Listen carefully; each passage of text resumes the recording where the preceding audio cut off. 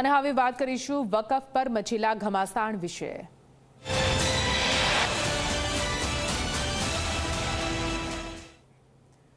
અને હાલ તો મહત્વપૂર્ણ સમાચાર સામે આવી રહ્યા છે। અમદાવાદમાં જેપીસીની બેઠકમાં ઉગ્ર બોલાચાલી થઈ છે। જી હા, અસરુદ્દીન ઓવૈસી અને હર્ષ સંઘવી વચ્ચે જોરદાર બોલાચાલી થઈ રહી છે। હર્ષ સંઘવી અને અસરુદ્દીન ઓવૈસી સામસામે આવી ગયા। જેપીસીની બેઠકમાં વકફ બિલ પર ચર્ચા દરમિયાન બોલાચાલી થઈ। વકફ સંશોધન બિલની અનિવાર્યતા અંગે આ જેપીસી એટલે કે સંયુક્ત સંસદીય સમિતિની રચના કરવામાં આવી છે, જેમાં 31 સાંસદોનો સમાવેશ થાય છે। કમિટીમાં 21 લોકસભાના અને 10 રાજ્યસભાના સાંસદો પણ છે। અમદાવાદમાં વકફના ઉપર ચાલી રહેલી આ ચર્ચા, આ બેઠક જે ખૂબ જ મહત્વપૂર્ણ માનવામાં આવી રહી છે, અને આ બેઠકમાં અસરુદ્દીન ઓવૈસી અને હર્ષ સંઘવી વચ્ચે જોરદાર બોલાચાલી થઈ હોવાની વિગતો હાલ તો સામે આવી રહી છે।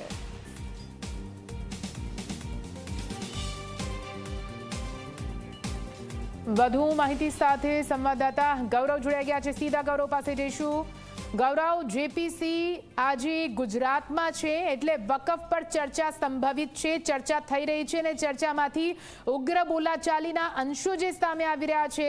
હર્ષ સંઘવી અને અસરુદ્દીન ઓવૈસી કયા મુદ્દે આખરે આમને સામને આવી ગયા છે? શું કે અંદરથી વિગતો સામે આવી રહી છે?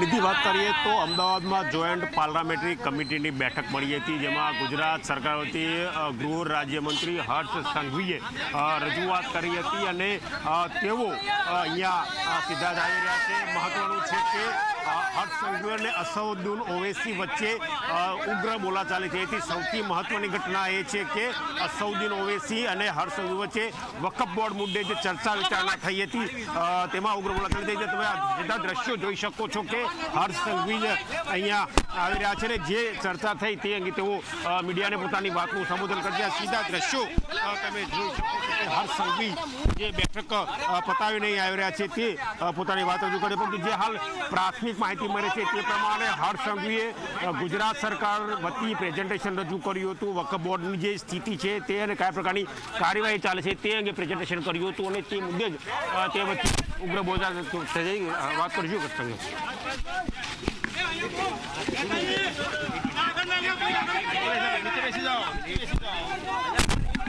તો આપને જણાવી દે, ગૃહ રાજ્યમંત્રી હર્ષ સંઘવી તેમજ અસરુદ્દીન ઓવૈસી વચ્ચે વકફ બોર્ડની ચર્ચામાં ઉગ્ર બોલાચાલીની વિગતો સામે આવી રહી છે। થોડી જ વારમાં હર્ષ સંઘવી મીડિયા સાથે વાતચીત કરશે। આખરે કેવી આ બેઠક મહત્વપૂર્ણ કઈ રીતે ગણી શકાય, શું કઈ ચર્ચા આ બેઠકમાં થઈ છે, કયા મુદ્દાઓ પર ચર્ચા કરવામાં આવી તે મુદ્દે વિગતે વાત કરશે। જેપીસીની બેઠક આજે અમદાવાદમાં મળી રહી છે અને બેઠક હાલ પૂર્ણ થઈ ગઈ છે। હર્ષ સંઘવી થોડી જ વારમાં મીડિયા સાથે કરશે વાતચીત।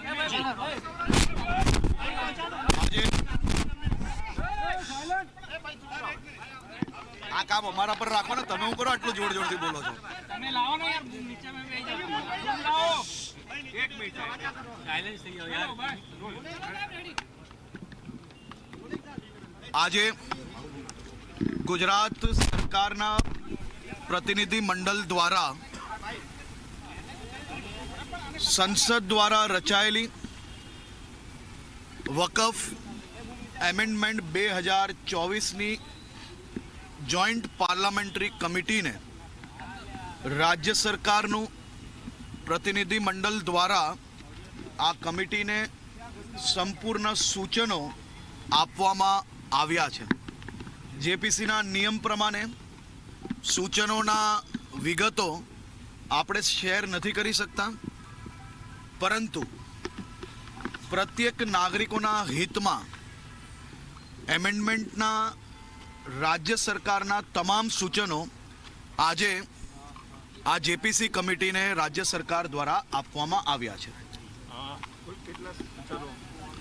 સૂચનોની સંપૂર્ણ માહિતી એ જેપીસીની કમિટીના નિયમ પ્રમાણે જેપીસી કમિટી દ્વારા સૌ મીડિયાને નિયમો મુજબ આપવામાં આવશે। તમારી અને અસદુદ્દીન ઓવૈસી વચ્ચે પણ કેટલાક મુદ્દે જે શાબ્દિક બોલાચાલીની વાત સામે આવી છે। મેં જેમ આપને કહ્યું એમ જેપીસીની વાતો બહાર ના થઈ શકે, પરંતુ મારા રાજ્યના પ્રત્યેક નાગરિકોના હિતમાં જે વિષયો હતા એ મૂકવાની જવાબદારી મારી જે હતી એ મેં અદા કરી છે. રાજ્ય સરકાર દ્વારા આ સંપૂર્ણ બધા જ નાગરિકોના હિતના બધા જ મુદ્દાઓ આજે રજૂ કરવામાં આવ્યા છે.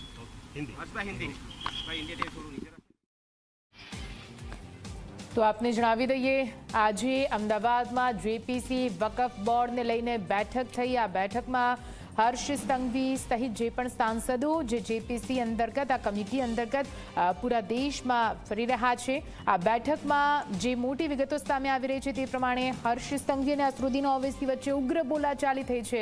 જો કે હર્ષ સંઘવીએ મીડિયા સાથે વાતચીત કરી તેમણે કહ્યું કે રાજ્ય સરકાર અને રાજ્યના નાગરિકોને લગતા તમામ સૂચનો અહીં જેપીસીને આપવામાં આવ્યા છે. રાજ્ય સરકારના સૂચનો જેપીસી કમિટીને આપવામાં આવ્યા છે. જો કે તેની વિગતો અહીંયા ડિસ્ક્લોઝ નહીં કરી શકાય. જેપીસીના નિયમ પ્રમાણે કેટલાક સૂચનો આપવામાં આવ્યા હોવાનું પણ તેમણે કહ્યું છે. વકફ સંશોધન બિલ માટે રચાયેલી જેપીસી આજે ગુજરાતમાં અમદાવાદમાં મહત્વપૂર્ણ બેઠક અને જેપીસીની ટીમની સાથે હર્ષ સંઘવી, વિકાસ સહાય સહિત તમામ જે અધિકારીઓ છે તેઓ પણ પહોંચ્યા હતા. આ બેઠકને ગુજરાત માટે ખૂબ જ મહત્વપૂર્ણ માનવામાં આવી રહી છે. વકફ બોર્ડ સંશોધન બિલને લઈને અલગ અલગ રાજ્યમાં ફરીને આ જેપીસી આ કમિટી સૂચનો લઈ રહી છે, ત્યારે ગુજરાતમાં અમદાવાદમાં ખાસ બેઠકનું આયોજન કરવામાં આવ્યું હતું.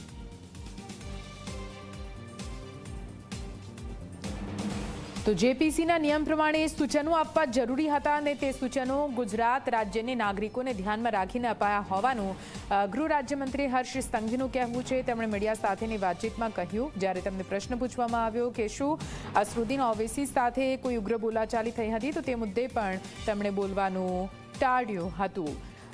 વધુ વાત કરવા માટે એઆઈએમઆઈએમના નેતા દાનિશ કુરેશી આપણી સાથે જોડાઈ ગયા છે. દાનિશભાઈ, આપનું સ્વાગત છે ઝી 24 કલાકમાં.